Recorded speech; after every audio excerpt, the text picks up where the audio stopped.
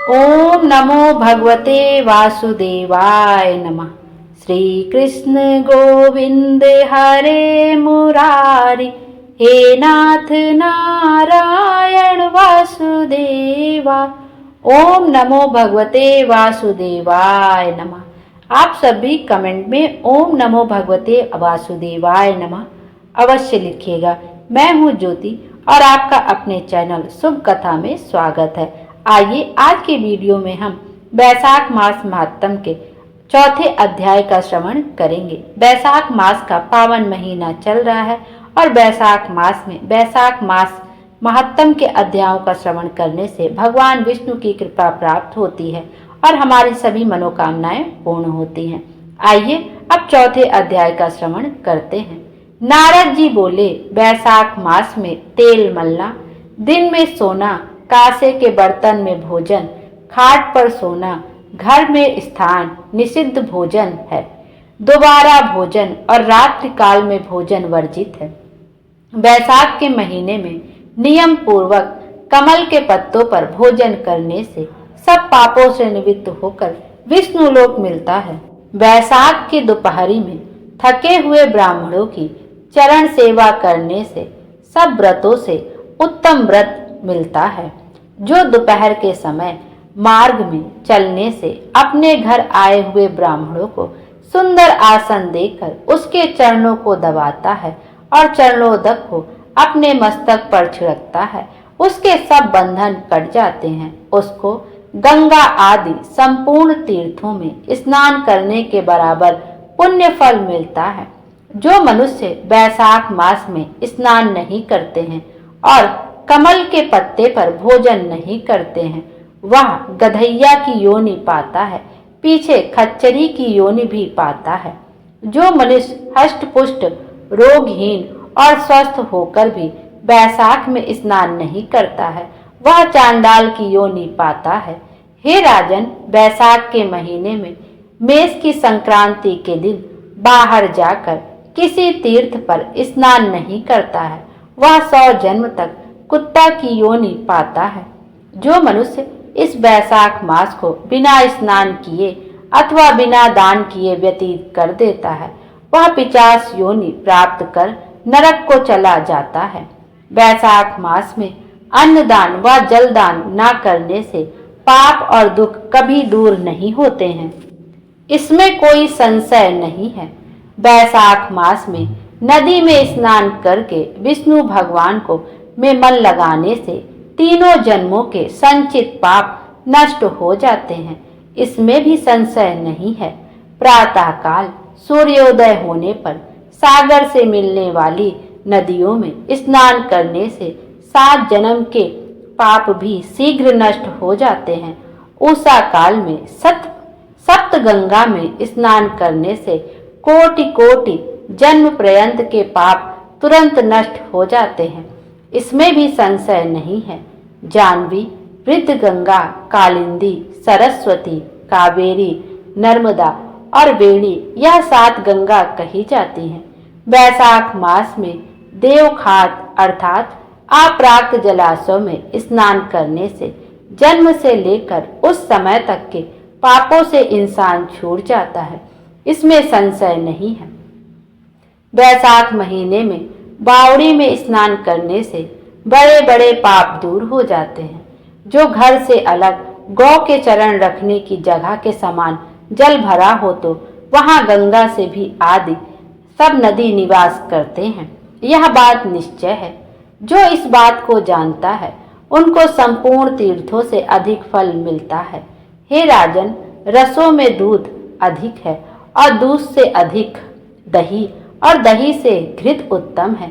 ऐसे ही महीने में कार्तिक मास उत्तम है, कार्तिक मास से अधिक माघ मास उत्तम है, माघ मास से अधिक बैसाख मास उत्तम है।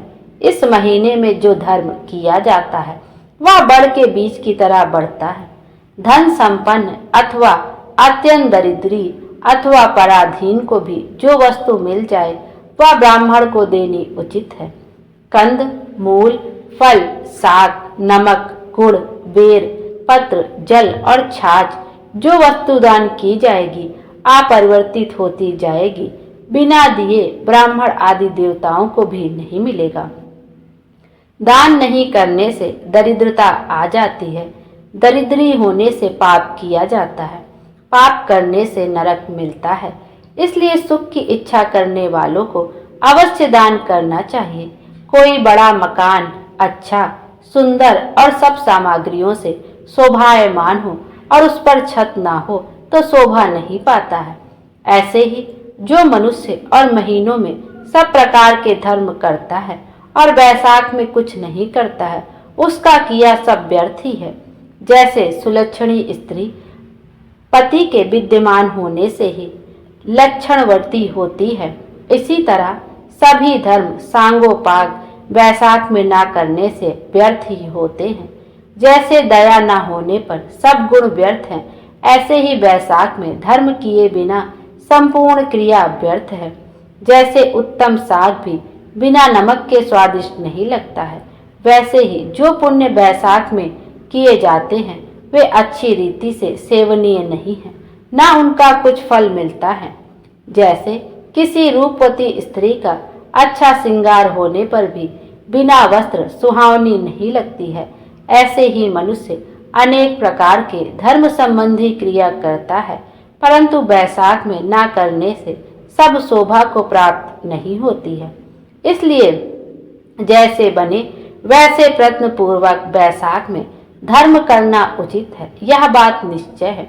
मेष की संक्रांति में मधुसूदन भगवान का ध्यान करके प्रातः काल स्नान कर और फिर विष्णु जी का जाप कर, ऐसा ना करने पर नरक मिलता है। बैसाख मास फलदायक है और इसके मधुसूदन भगवान देवता हैं। तीर्थ यात्रा, तप, यज्ञ, दान और होम आदि का फल भी इसमें अधिक होता है। इस मंत्र से मधुसूदन भगवान की प्रार्थना करें। मधुसूदन देवेश बैसाखे मेष के खौ, प्रातः स्नानम करिष्यामि निर्विघ्नं कुरु माधव।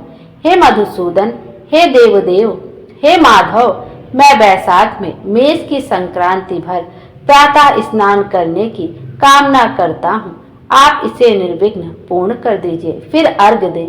अर्घ मंत्र है वैसाखे मेषगे भानो प्रातः स्नान परायणा अर्घ देहम प्रदास्यामि गृहाण मधुसूदन। अर्घ का मंत्र है हे मधुसूदन, बैसाख में मेष की संक्रांति में स्नान कर आपको अर्घ देता हूँ, इसे भली भांति ग्रहण कीजिए। गंगा आदि सब नदी तीर्थ सब जलाशय मेरे दिए हुए अर्घ को प्रसन्नता से ग्रहण करो और मुझ पर प्रसन्न हो। आप पापियों पर शासक योग्य समदर्शी सबके स्वामी हैं, इसलिए मेरे दिए अर्घ को ग्रहण कर यथोचित फल दीजिए। इस प्रकार अर्घ दे स्नान करें और फिर वस्त्र पहनकर आदि कर्मों को करें। बैसाख में होने वाले फूलों से मधुसूदन भगवान का पूजन करके विष्णु भगवान की बैसाख मास संबंधी दिव्य कथा सुने। वह कोटि कोटि जन्म के संचित पापों से छूटकर मोक्ष प्राप्त होता है। उसको पृथ्वी, स्वर्ग और पाताल कहीं भी दुख नहीं होता। वह कभी गर्भ में नहीं आता है और न कभी माता का दूध पीता है। जो बैसाख में कांसे के पात्र में भोजन करता है और उत्तम उत्तम कथा नहीं सुनता है, ना स्नान करता है, ना दान करता है, वह नरक में ही जाता है। 1000 ब्राह्मणों की हत्या का पाप किसी तरह दूर हो जाता है, परंतु जो बैसाख मास में स्नान नहीं करता उसका पाप कभी दूर नहीं होता है। जो मनुष्य स्वाधीन शरीर से स्वतंत्रवर्ती जल में स्नान करता है और स्वाधीन जिह्वा से हरि इन 2 अक्षर का उच्चारण करता है, यदि वह नीच बैसाख में प्रातः काल स्नान नहीं करता है तो उसे जीवित हुआ ही मरा समझो, इसमें कोई संदेह नहीं है। जिसने किसी भी प्रकार से बैसाख के महीने में मधुसूदन भगवान का पूजन नहीं किया, वह मूढ़ बुद्धि सूकर की योनि पाता है। जो तुलसी दल से बैसाख में मधुसूदन भगवान का पूजन करता है, वह सार्वभौम राजा हो कोटि जन्म तक अनेक सुख भोगता है, फिर अपने करोड़ कुलों को लेकर विष्णु को सायुज्य मुक्ति पाता है। बोलो विष्णु भगवान की जय। चौथा अध्याय यहीं पर समाप्त होता है। कल हम वैशाख मास के महात्म का 5वें अध्याय का श्रवण करेंगे। विष्णु भगवान हम सब की मनोकामना पूरी करे और हमारे जीवन को खुशियों से भर दे। Thank you.